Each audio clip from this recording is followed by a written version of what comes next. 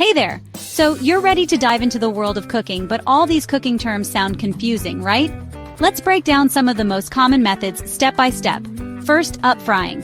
This just means cooking food in a pan with a little bit of oil. Think crispy eggs or sautéed veggies. Deep frying?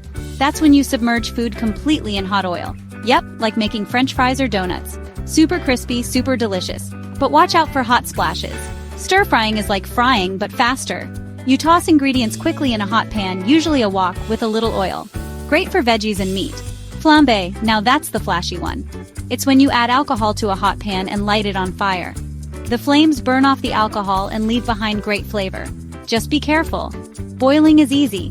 Heat up water until it bubbles, then cook your pasta, eggs, or veggies right in there. Baking means cooking food in the oven with dry heat. Think cookies, bread, or casseroles.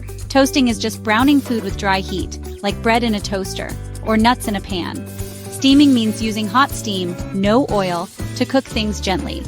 It's perfect for dumplings and veggies. Stewing is slow and cozy. You simmer meat and veggies in liquid for a long time until everything's tender. Barbecue, or BBQ, is cooking over an open flame, usually outside. Smoky, charred goodness. Poaching is gentle cooked food in barely simmering water. It's perfect for eggs or fish. Roasting uses the oven, like baking, but at higher heat. Great for chicken or veggies, giving them a crispy outside. And that's it. Now you know the basics. Ready to get cooking?